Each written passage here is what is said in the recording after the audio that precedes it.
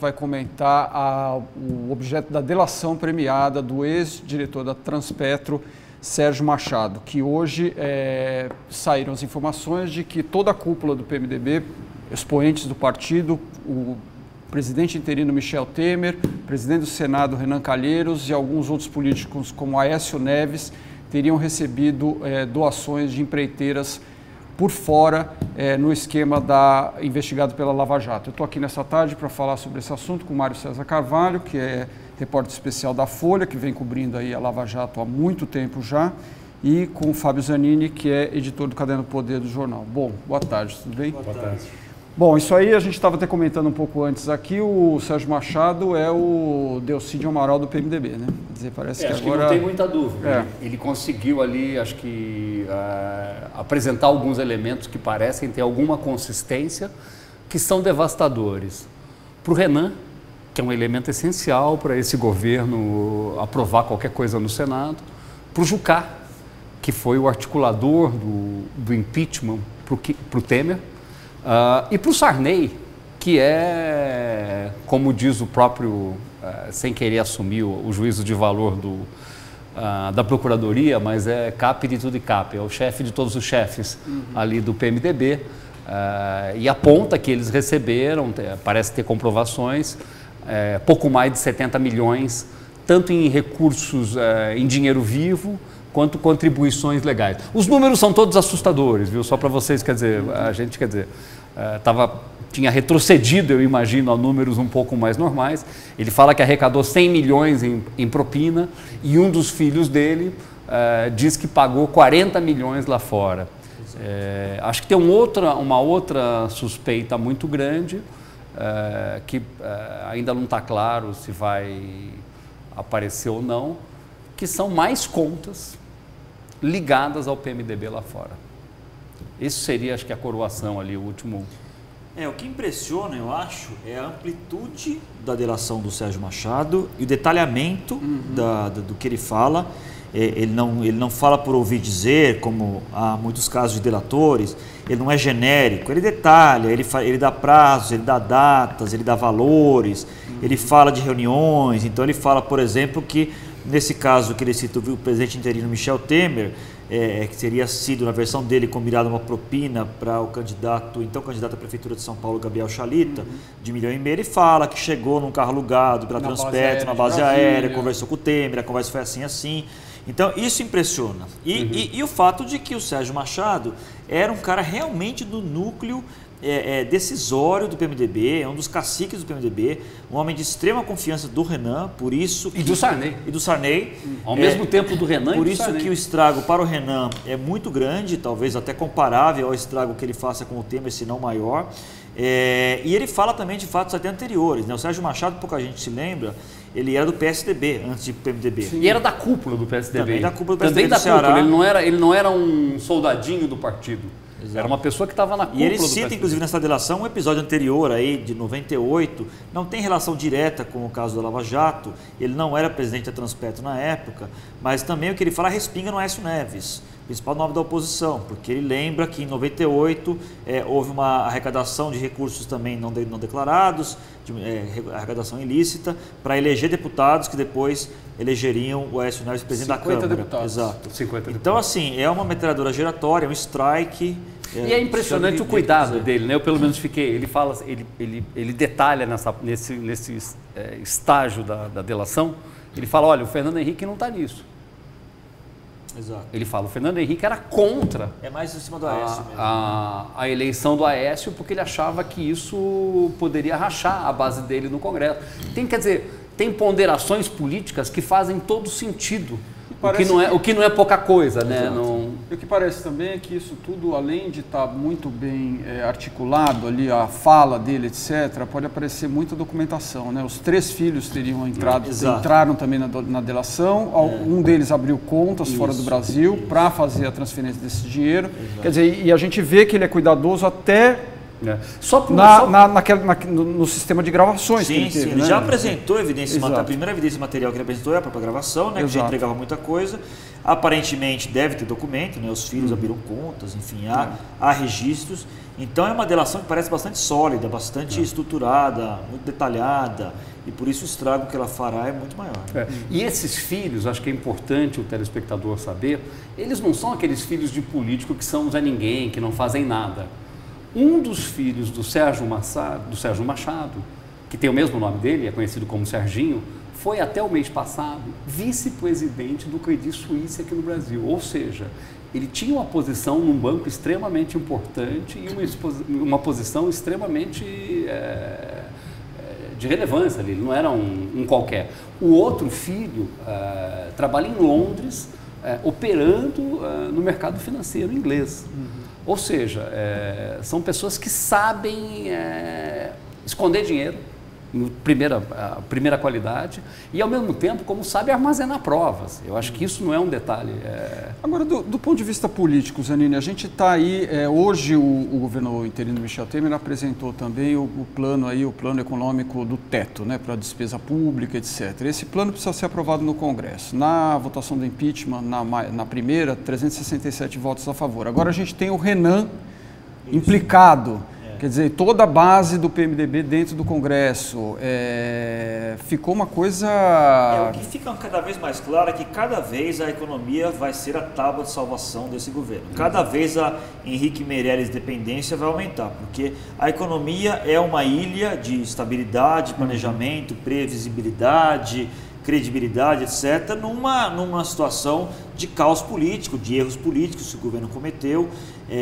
A economia é uma área que, pelo menos até esse momento, parece estruturada, as coisas têm começo, meio e fim, os projetos são bem feitos, a base no Congresso, pelo menos até hoje, estava propensa a aprovar esse projeto do teto, não sei o que vai acontecer agora, mas o fato é que cada vez fica mais claro que a boia de salvação do governo Temer é a economia, é a perspectiva de que o Henrique Meirelles dê algum tipo de remendo, de algum tipo de jeito na economia, porque se depender da situação política do governo e da Lava Jato, a situação do governo fica muito frágil. A grande questão essa boia de salvação resistirá à tormenta da política, né? Esse barquinho da economia do Meirelles resistirá a essa tormenta política que está se avolumando? Essa é a grande pergunta. E acho que tem uma outra questão, é o seguinte, acho que qualquer pessoa que entenda minimamente de política sabe que parlamentares, quando notam uma fragilidade num presidente, aumentam o preço. Então, quer dizer, o Temer vai ter que pagar mais caro pela aprovação por conta dessa fragilidade que ele está passando. Eu acho que isso é evidente, não é preciso ser nenhum gênio para prever isso. Agora, o que a gente pode prever aí daqui a pouco, né? Porque se o ano passado foi aquele ano da espera, né? Ficou tudo parado, né? Economia afundando, não houve até o final do ano o movimento para o impeachment, nem para a saída do Eduardo Cunha. Agora, nesse primeiro semestre, aconteceu tudo de uma vez, né? E agora, além da delação do Sérgio Machado, a gente vem aí daqui a pouco a delação da Odebrecht. Né? E da OAS. E da OAS, que essas aí vão ser, pelo que se diz, a delação da Odebrecht, o Mário pode falar um pouco, é super bem organizado ali toda a questão de planilhas, das informações que vão virar público, etc. Né? O próprio Sarney acho que tentou dimensionar a delação da Odebrecht chamando de uma metralhadora .100. Os advogados com quem eu converso e pessoas da investigação preferem chamar de apocalipse. São mais sutis, né? É um termo ao mesmo tempo mais abstrato, mas para quem conhece o apocalipse de São João, sabe que não sobra ninguém no final da história. Eu acho que há um risco muito grande, inclusive há rumores muito insistentes de que o Temer vai estar tanto na delação da Odebrecht quanto na do OAS. A gente não tem ainda essa informação, mas tem ouvido rumores. Eles são a aparência que eu noto é que a Odebrecht quer fazer alguma coisa histórica, uma guinada histórica à la Siemens, tal qual a Siemens fez no mundo. Eles estão procurando fazer alguma coisa exemplar. E para fazer alguma coisa exemplar, eles não podem economizar em nomes, valores e informações. Então eu prevejo ali um cenário de extrema instabilidade política, não para o próximo ano, mas para os próximos 2, 3 anos. Eu acho que é uma coisa que Quem sobra, né? Quem vai sobrar? Porque até respingou até na Marina recentemente. E o Sérgio Machado também, quer dizer, a Marina não é quer dizer, o evento da Marina relatado pelo Léo Pinheiro parecia ser um evento isolado. Uma coisa menor, Mas o Sérgio Machado fala agora que deu recursos para o PV do Zequinha Sarney. Exato. Então, quer dizer, começa, ainda é muito cedo. E agora é ministro da... que é ministro do meio ambiente. Em 2010 a Marina estava no PV, na campanha. Estava no PV. E o Sérgio Machado fala que deu recursos para ele do PV, que vieram de Camargo Correia e Queiroz Galvão. Vai ser muito sui generis, né? Porque no Brasil as campanhas eleitorais, principalmente a presidencial, ela começa com muita antecedência, né? A gente começa um ano e meio antes, né? Quer dizer, daqui um ano já vai ter que começar a definir candidatos e vai ter essa investigação pesada, cortando gente adoidada. Vai ser interessante saber que condição política os principais presidenciáveis terão, porque estão todos sendo afetados em algum grau, né? Geralmente num grau muito alto. Aécio, o Lula, agora o caso dele foi reenviado para o Moro lá no Paraná, então é de se esperar para qualquer momento, não sei se é qualquer momento, mas não deve demorar muito, algum tipo de denúncia da Procuradoria contra o Lula, e o PMDB é completamente comprometido. Claro. E o Serra também, né? Exato. Serra também, que é sempre um nome ventilado. Já há, quer dizer, informações de que ele vai estar na delação da OAS. Eu acho que uma pessoa que pode se sair relativamente bem dessa história, especialmente se a economia for consertada mais ou menos, e se esse governo conseguir sobreviver, é o Henrique Meirelles. O Henrique Meirelles é uma pessoa que não é associada diretamente a nenhum partido, tem uma imagem mais técnica, já foi do governo Lula, agora está no governo Temer, circula bem entre partidos, é formalmente afiliado ao PSD, do Kassab, mas isso é quase que pro forma apenas, tem ambições políticas, ele eventualmente, se todo mundo, muito bem pelo mercado. Se o terremoto ceifar todo mundo, talvez ele seja um desses caras, mas é muita especulação ainda nesse momento. Mas, mas só para falar nisso, mais uma especulação, aqui em São Paulo a gente tem o Geraldo Alckmin, né, que não vai poder ser candidato, muito provavelmente vai colocar aí as credenciais para ser candidato a presidente da República mais uma vez. Odebrecht, OAS, como é que fica nessa história aí? Pelos estados, como é que curiosamente,